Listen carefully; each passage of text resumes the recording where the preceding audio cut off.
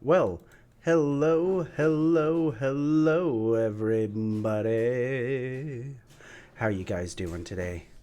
I wanted to at least get in one last quick stream for the end before the house remodel starts, because tomorrow night is going to be taking apart my streaming desk and computer and cables and extra systems and all that good jazz, and moving it out of its current area and getting everything ready and finalized for the remodel that will start on Wednesday. So I was thinking we could do something a little more relaxed, but still something spoopy regardless. We're going to be looking at a game called Tiny Bunny. I wanted to play something spoopy, so we're going to go ahead and do that. But, hi, how you guys doing? Oh, I have to choose my language. Oh, oh, oh. Ooh, creepy sounds. English. Warning. Well, let's wait for this to post, because I'm waiting for OBS to oh, well, no, guess not. It should have recognized. It's still not recognizing the game. What about this one? Come on. The game's playing. Let me F with the settings a little bit. Windowed. There we go. Put that there.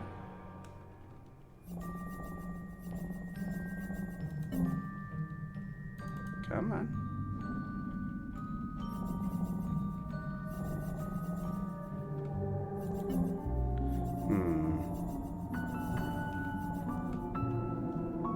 It is not recognizing this at all. That's actually very surprising. This is the first game where it hasn't actually recognized my my stream settings. Let's go to full screen and see what that does.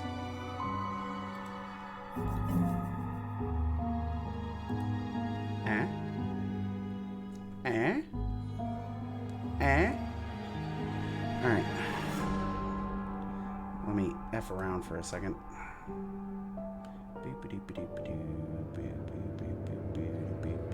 Window capture.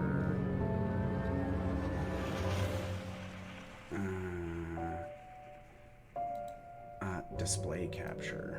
Let's do that. Or let's change around my Destiny 2 capture.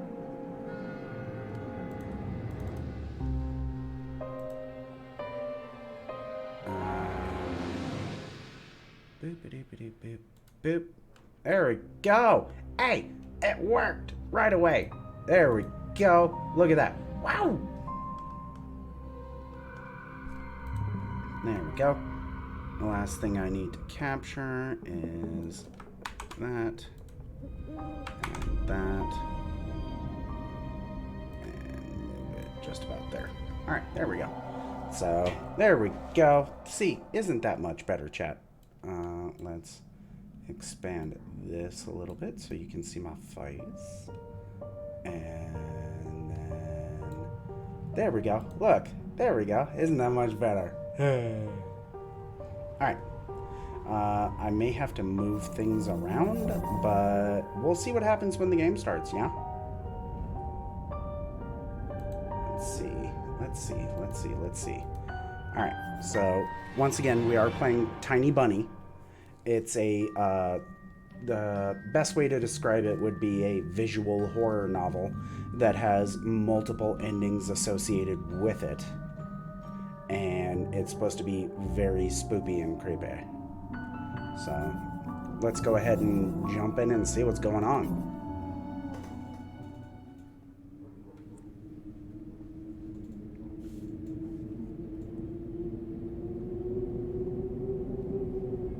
Oh, well, that didn't work.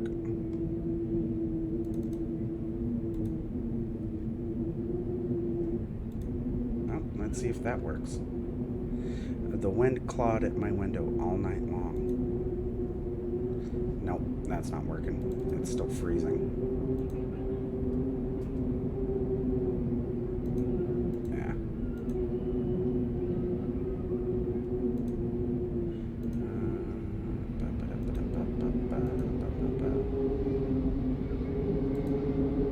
Done. Let's see. It wandered the fields and howled like a hangry beast.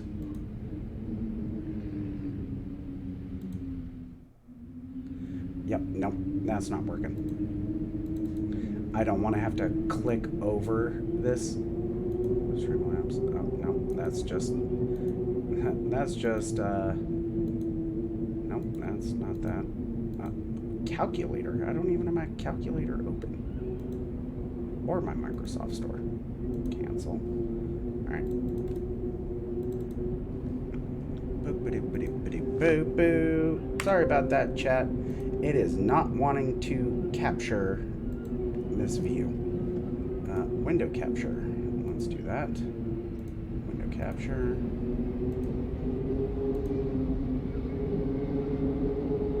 Capture method. Automatic. Okay. Oh, it. Alright, let's move that down here. Alright, let's try this again.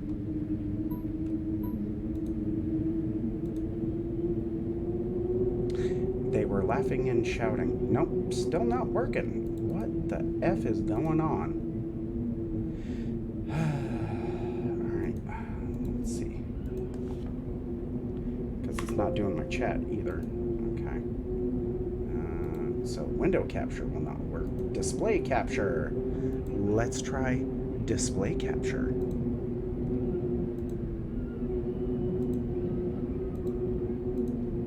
Alright, let's see how that goes. And then we drag this all the way down. There we go. There we go. Let's try that. Sorry about that, chat. And let me move myself up a little bit. That way and over. Put me in the corner. Put me in the corner. That way you guys can see what's going on for text. All right. They were shouting and laughing. And arguing about something. There we go. See, that worked. Whoa! Someone was running through the snow while casting long shadows that would occasionally creep close to my bed. Our house has a mind of its own, the creaky old mind of a building that has seen a lot in its days, and was seemingly trying to share its wisdom with the inhabitants. The lonely house faced the forest, and the dark green thicket gazed back with its hollow eyes, rustling, whizzing, swaying back and forth. One could come out and stand at the edge of the forest to reassure themselves. There was nobody behind the crooked trees. Fuzzy silhouettes swaying in the wind couldn't possibly do any harm. It's just a play of light and shadow. Just a play. I knew it was just my imagination. I was already 12, after all. Still, it's time to get spoopy. Episode 1, The Owl Will Arrive.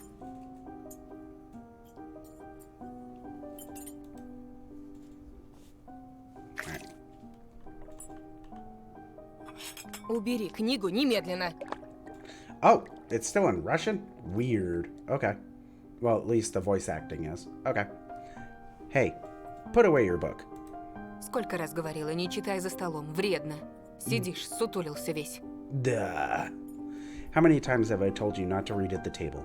It's bad for your health. Look at how slouched you are. Put it away. I didn't protest and put the book about Conan the Barbarian aside. Best book.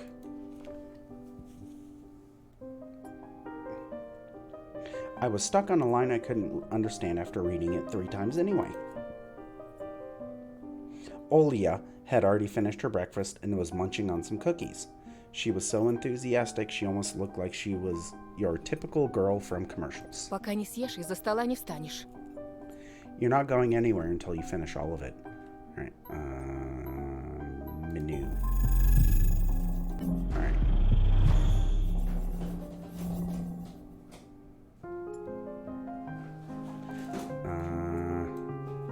While I appreciate the Russian, I think we will have a much better time trying to get through it if I'm just reading it. I, on the other hand, was still trying to drill a hole in the plate with my eyes, as if it would make the porridge disappear. Hazy anxiousness welled up inside, all because of the previous sleepless night, the black forest around our house, and the gloomy wind. She just shoving cookies down her face and isn't stopping. The longer I waited, the colder the lumpy white substance became. Ew. It looked like a jellyfish from the Cousteau Odyssey. I love that show. There we go. I wonder how horrifying the bottom of the ocean is, or how cold the black forest is at night. The spoon fell out of my hand. Mom showered me with a cold glare from her green eyes. What did I just say? I'll get it. I had 10 seconds to catch my breath before battling the nasty porridge once again. I felt around for the spoon. I like how she can just sit here and she's just the sister Olya is just shoveling cookies in her mouth, and the mom didn't say dick about it and was just like, okay, yeah, no, that's fine, that's cool. Alright, there we go. Alright, just turning up the music a little bit in the ambiance, because it seems that this is going to be one of those horror games where it's either going to be extremely silent or blasting your eardrums loud. We'll figure it out. What is this? Carved on the other side of the table. Karina.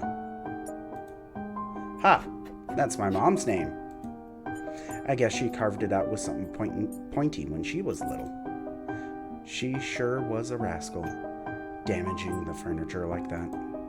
She would scold me for a week if I did something similar, though. Should I remind her about it? No.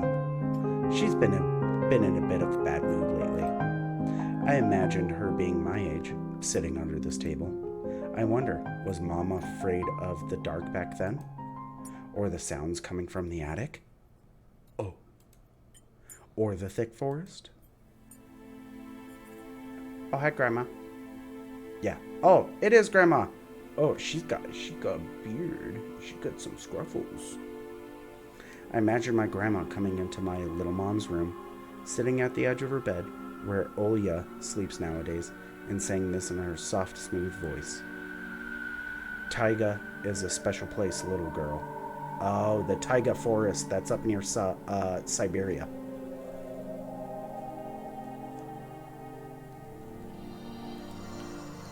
It's watching you closely, sniffing you out, trying to discern what kind of beast you are. If you're a good sort, it won't abandon you in times of trouble. But if you're a bad apple, it'll grab you by the side and drag you under the ground. And that would be it. Grandma was caring. She never fought with anybody, never yelled, never swore. Those were the times without the maddening screams until late at night, without smashed dishes and mutual accusations. Our parents used to love each other back then. I remember listening in on one of their conversations by chance. They were talking about Grandma getting prepared for her funeral. She had already bought a casket, and she called it her cute funeral box. Of course she would. Grandma's like blind and got a beard. Like, Grandma don't give no F's. It waited for its time in the closet, patiently. It was black, upholstered with meat-colored material on the inside. Meat. I saw it when my grandma was getting buried. The house didn't change since the time she was alive, only all of the photos were gone. Glass-covered pictures with gray faces of my ancestors. Ooh! My controller just fell. Fantastic. They all had a dead but watchful look in their eyes. I crawled out from under the table. Olia was done with her cookies and was looking at my share like a sly woodland critter. You get cookies for breakfast? I assume that this is supposed to be like biscuits, which is like the British and European version where it's not actually sweet. I turned my gaze toward the frosted window. There were a lot of dark pines outside, but they didn't grab my attention. The pattern of frost formed a picture on the glass. Looks like a fox. Oh, yep. Olia, look, it's a fox. Yay! Daddy's best animal. Yeah, see? Fox. Where? It looked almost like those optical illusion thingies they put on the back of student notebooks. A mixture of lines at first glance, but if you blur your vision a little bit and look under a certain angle. No, outside. Not outside. On the window. Look, here's the nose, and here's... Oh, Mom came back. Boo! Boo! Hey, eat up. Yes, just a moment. And his name is Anton. I don't see anything, says Olia. Hurry up, there's not much left. Ah, there it is. But it still doesn't look like one. Well, thanks, Olia, Big Preach. And I'm telling you it does. Nuh-uh. It does. Stop it. These kids, I swear. Now I couldn't see the fox either. It disappeared. Went away. Only the frosty patterns, similar to stretched out nettle leaves, kept creeping up the glass. Is dead. My dad entered the kitchen with long measured steps. I want to have a beard like his when I grow up. I would like a beard too. I can't grow facial hair. What I have has taken months. So Mom would always ask jokingly, "Come on, shave it off. It stings." This was so long ago. Nowadays, rumbling doors and witty comebacks were an everyday occurrence. Olia always covers her ears whenever she hears something like, "What's the point in all this?" through the wall. "It's all for your sake," Dad would reply, "for the sake of our family." I always caught every sound in fear of hearing the most dreaded, the deadliest word that started with a D. Dickon?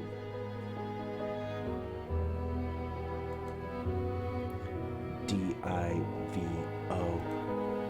I don't even want to finish it. And apparently neither does the mom. It was scary to imagine that me and my little sister could be torn apart and taken into two different families. Oh yeah. Anyway, your fox is nothing. I have an owl on my window. You and your owl talk again, said Dad. You said you believed me yesterday. Has anyone seen my car keys? I remember leaving them on the windowsill. Right. Maybe you did, and maybe not. Wow, Caddy.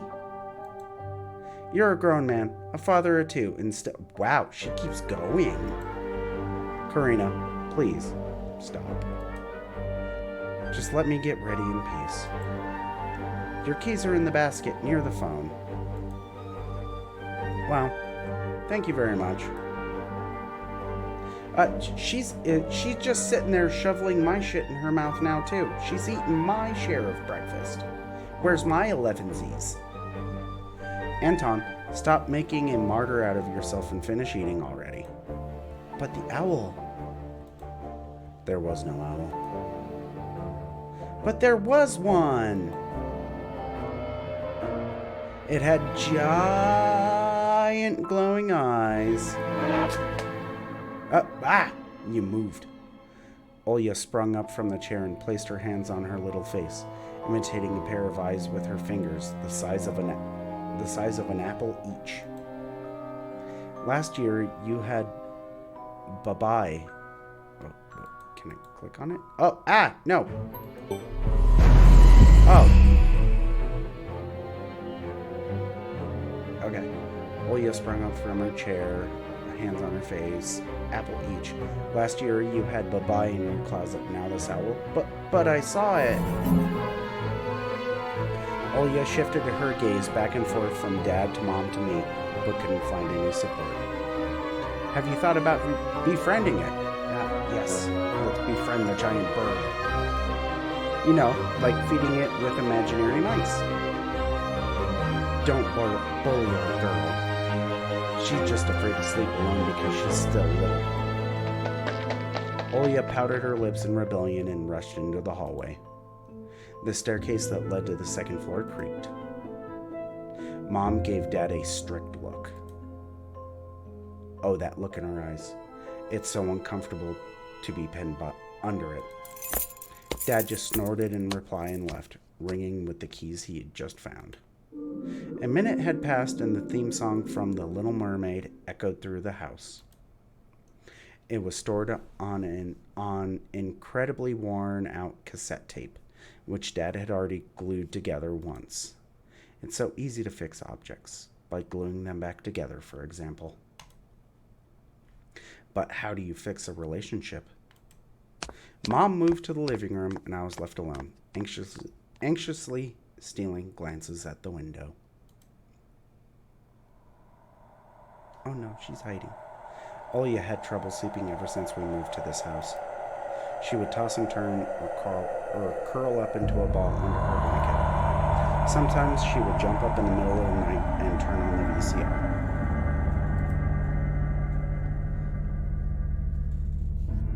Cartoons helped to take her mind off all the troubles we had with the move and our parents. Oui. And then Olya said she saw that giant flying monster outside her window. She became obsessed with it. Our parents did everything in their power. They tried every little trick to get rid of those ridiculous fears. Olya refused to sleep alone and didn't believe that the owl was just one of her nightmares. After tonight, I was unsure what to make of my sister's words, what to think of it myself. Can nightmares be infectious?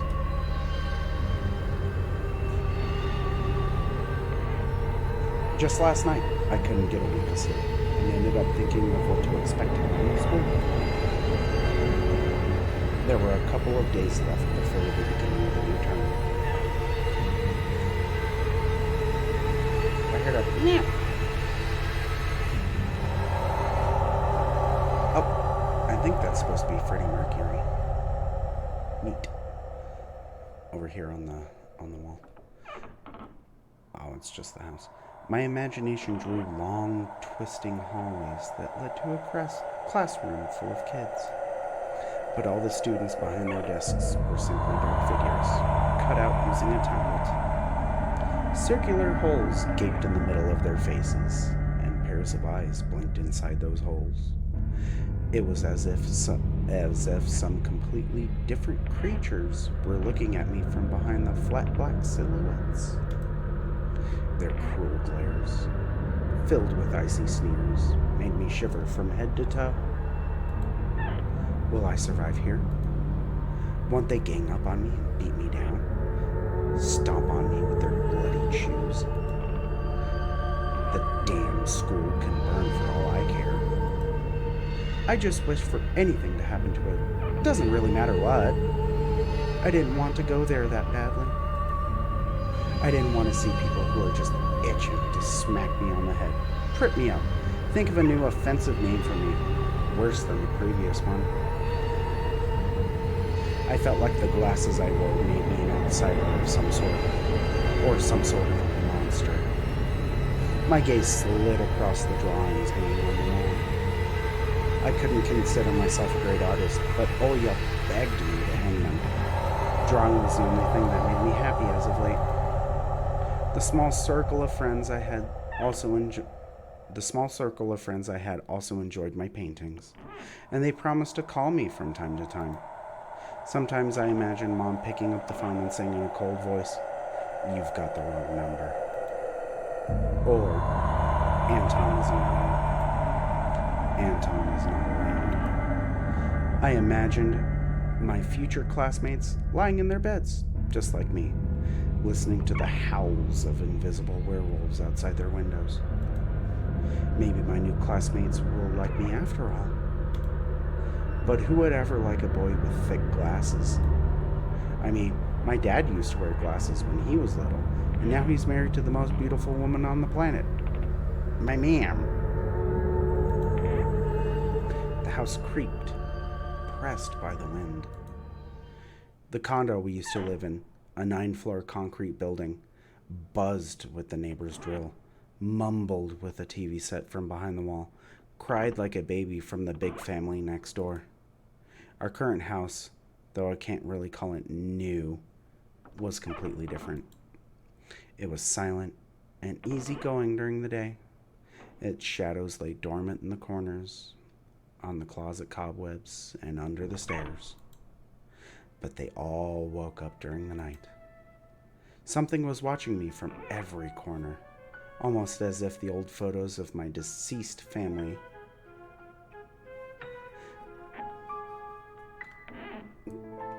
I would assume that's supposed to be deceased, not diseased. With their ashen eyes were hanging on the walls in place of my drawings. The floor was squeaking. Rusty drains were moaning. The attic was occupied by noisy drafts.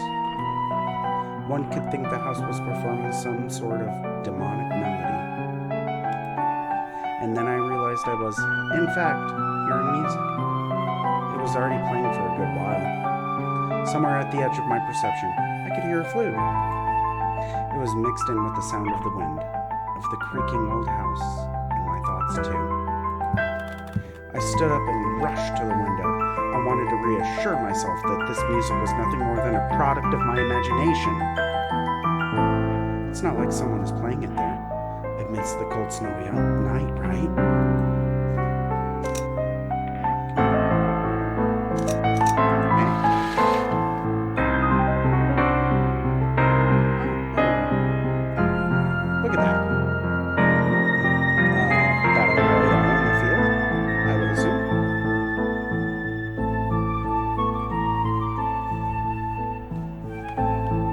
Someone was dancing in the field.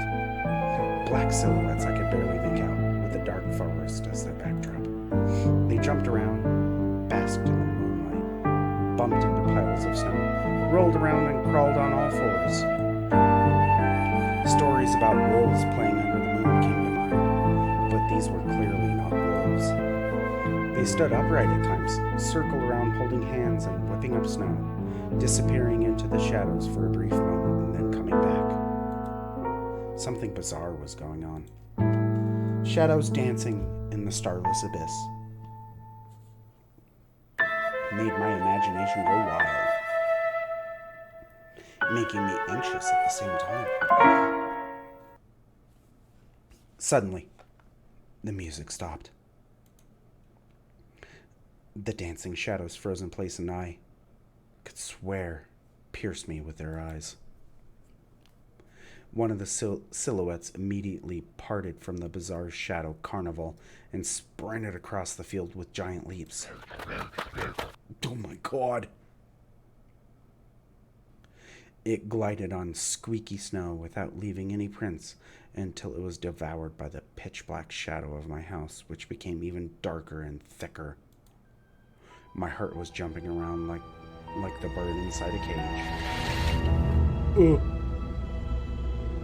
Oh shit. Can I hide under my covers? Do I have anything? I shut the curtains with a swift motion and stepped back towards the bed. They saw me! A freezing torrent of fear washed over me.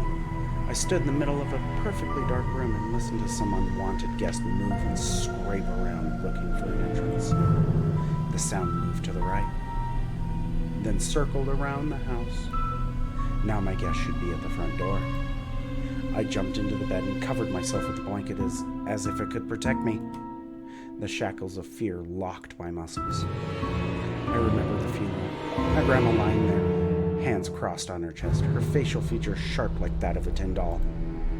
Ants running up and down the legs of chairs that held my grandma's casket. I imagine those little creatures climbing up her head and pulling up her eyelids with their tiny legs. Then her wrinkly eyeballs would once again move inside their sockets, and she'd be able to see her grandchildren. I was chanting the spells she taught me throughout the whole procedure. And now, lying under the blanket and listening to squeaks and howls, I was repeating the same words. On the island of Guyana, underneath the bluish sun, in the sea of colored wood, stands a cabin with its wood. Evil leave this house must. Ashes to ashes. Dust to dust. Why do we all have white anime hair? Bizarre sounds had disappeared. I cautiously peeked out from under the blanket and saw curtains waving around like a hangman. And then the night doused me with a new portion of boiling terror. The sound scratched at my eardrums.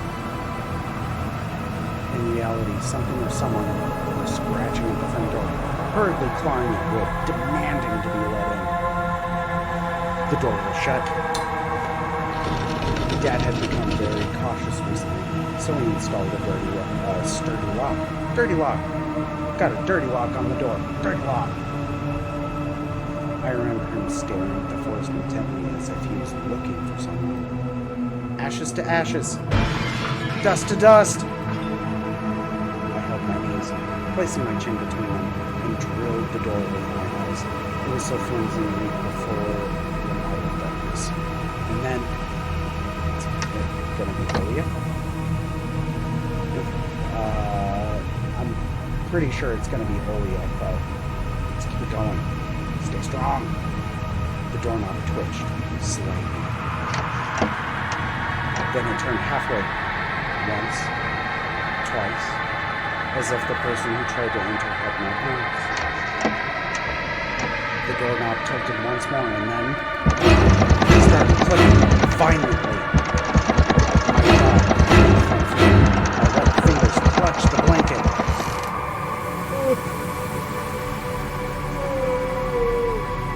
The door creaked and opened. The wind taunted me, moaning inside the tin cans. Now we will see. The door was wide open. The darkness writhed inside the cavern's mouth of the doorway.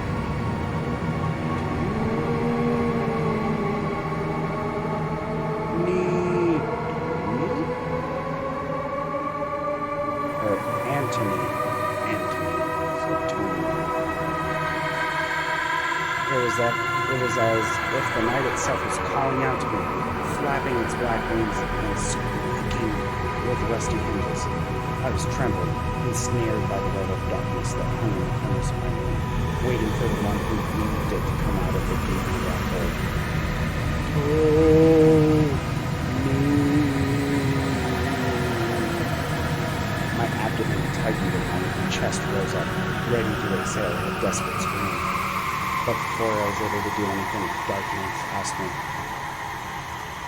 Tony, you asleep? Called it. I called it. My sister's pale face protruded from the thick shadows. I almost screamed from relief. Olya, I'm not sleeping. Did something happen? Olya frowned and stuck out her lower lip, a clear sign that she was about to cry. It's there again, staring at me. Shoo her away, Tony, please. I'm so scared. The fear that was tormenting me just a moment ago crawled away and hid somewhere in my stomach. I needed to calm Olya down. She's vibrating. It was just a dream, silly. Don't be scared. Dreams don't bite. No one's going to harm you. Pot calling kettle black, but sure. Olya sobbed. She was trying her best to believe me. But was I so sure myself? I have an idea. Let's go to your room and watch the video. Sleeping Beauty, for example. Booty. You like that cartoon, don't you? Why does the Sleeping Beauty have a prince and I have this scary burb? That question took me by surprise. Alright, let's watch Cinderella. My thoughts became tangled, fuzzy. What was that? What studied me with its eyes while dancing feverishly under the moon? The darkness was clinging to the window, and it couldn't be fooled by my grandma's old chants. It couldn't be satisfied with a feast of lard and long ashen hair. Tony, you coming? Yeah, just a moment.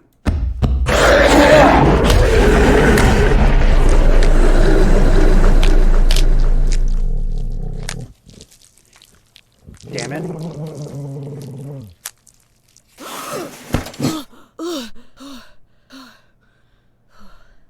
That scared the crap out of me.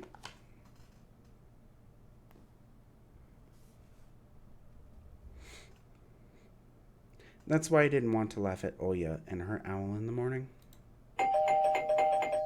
Well, ahoy. Who else could be visiting us here, in the middle of nowhere? Let's go see, shall we? We don't know anyone around here. Let me see if I can... There we go. That should be better. Yeah, I'm popping in the red a little bit, but my regular speaking voice should be more than sufficient. We don't know anyone around here. Damn, you're ringing the doorbell like crazy, dude. Cut it out. So persistent. I felt extremely unsettled just from a silly thought that our morning's guest could have come from the woods. I could barely hear voices coming from the front door. My mind was urging me to hide in the closet, under the table, behind the curtains, where Olya always hides. Tony, come here. I felt like kettlebells were tied to my feet, but still dragged them toward the hallway. Thump, thump, thump. Duh. We have questions. A couple of policemen towered over me in the doorway. They smelled like frost and worry. My mom always winced and grumbled the moment she saw patrol cars. Worse than bandits. At the moment, though, she looked somewhat confused. Hello. The senior officer, who wore a grim expression, nodded. A boy has gone missing yesterday. His name's Vorva. Look at this, please. Have you seen him? The policeman held out a photograph to me. Oh, he's even got a cat. Got a tiny little kitty. There was a ginger boy around the age of elementary school, pictured with a wall carpet as the backdrop. He had a striped cat in his hands and wore a wide smile.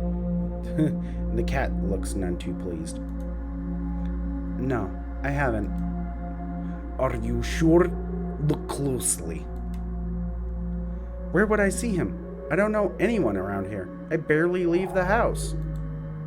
Well, maybe you've seen him from the window? That's right. Your window looks straight at the forest, don't they? The window. No, I haven't seen anything. I see. He sounded tired, but his eyes, his stare, long and heavy, was full of suspicion. I squirmed unwittingly under the weight of guilt, which his giant shadow cast over me. The policeman finally tore his eyes from me and glanced over the hallway, the stairway, and the cracks in the ceiling, which I haven't noticed before for some reason. "How do you like your new place, by the way? Getting used to it?" "Bit by bit. It's just our little daughter misses the city a lot." "Misses the city, huh? Have the locals been treating you well?" "Yes, everything is all right. Thank you." The policeman pierced through me one more time with his gray eyes. My head started spinning. Can I help you somehow?" I asked that in a shaky voice to look like a polite boy and to end this unpleasant conversation sooner. "Now that I think about it, you look just like one of my nephew's little fella. He's a witty boy around your age. Wears the same type of goggles. Always engrossed in reading those mystery novels. Told me he wants to enroll in police school when his family visited this summer. Wanted to help other people just like me. See?" I felt uncomfortable, as if a distant relative and not a police officer stood before me. You know what? Little boys like you should stay at home. Steer away from trouble. The times have changed so much." Mom interjected in a cold voice. "You don't say." Well then. What grade are you in, Tony boy?" "Sixth." "Have you made any friends here so far?" "Not yet. I'll be going to school for the first time after the break." Then I'll leave you my number, just in case. Call me if you have any new info." The policemen were gone along with their shadows, the smell of cheap cologne, and the photo of a smiling boy. His face still stood before my eyes. I wondered what it was like for them, being all alone, there. For some reason, I thought of the forest, swaying in the wind. What did his poor parents feel? And what would my parents do if I'd gone missing? Would they cry and thrash around hysterically? Or would they accuse each other, like they always do, and forget about me eventually? Oh. "Mom, this Vova, did he go missing in our forest?" "Seems like it. Poor child." I looked out the window, at the road. The police UAZ, which I assume is their, squad car, drove off toward the village. The officer's nephew came to mind when I was splitting off old paint from the windowsill. I remembered all the teenage mystery novels from the Black Kitty series I've read this summer. Your average boys and girls investigating all sorts of mysteries there. They looked for clues, spied on suspicious people, and after a set of amazing adventures, bam! Solved any complicated case. They became local celebrities and must have made their parents very proud. I noticed a trail of policemen's footprints that led to the forest, and then it clicked in my head. Why don't I start an investigation of my own? Maybe I'll find that lost boy, and I'll get a reward. Oya will be so happy. And not only Oya, Mom and Dad too. Maybe they'll even forget about their quarrels for a while. Maybe I'll even save us from the D word. I fantasized about buying Oya a Tamagotchi and getting a cassette player and a bunch of tapes for myself. And a whole box of Kinder Surprise. Gotta get them Kinder eggs, yo. When was the last time my parents bought us any toys? Last autumn, I think. My dad had lost his job at the time.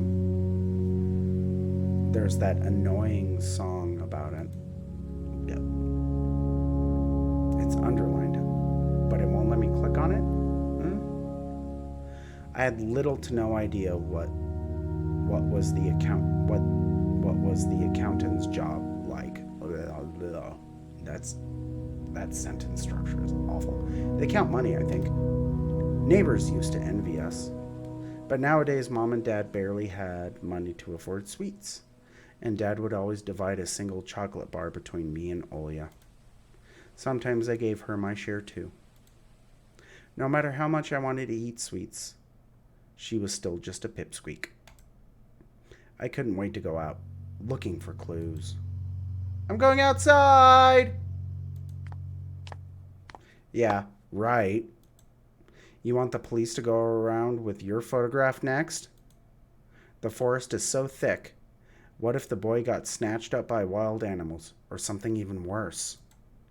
Even worse, echoed through the hallway. I won't go far.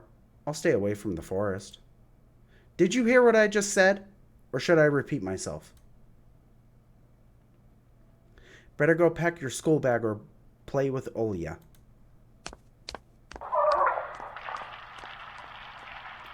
The sound of splashing water came from the kitchen. It meant that the argument was over, and Mom had the last word.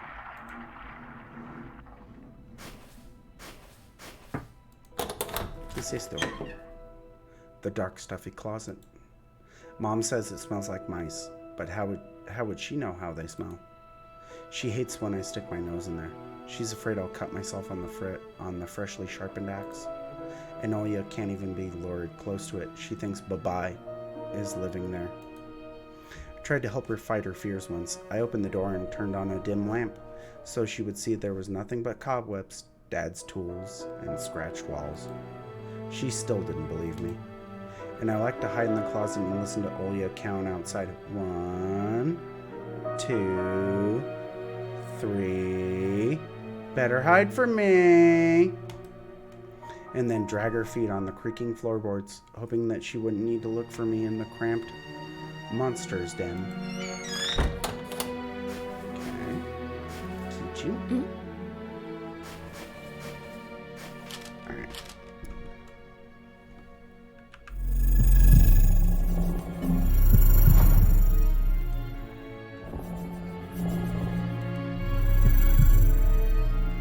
Yes. Alright. It is almost 9 o'clock here, so I'm gonna go ahead and call it here.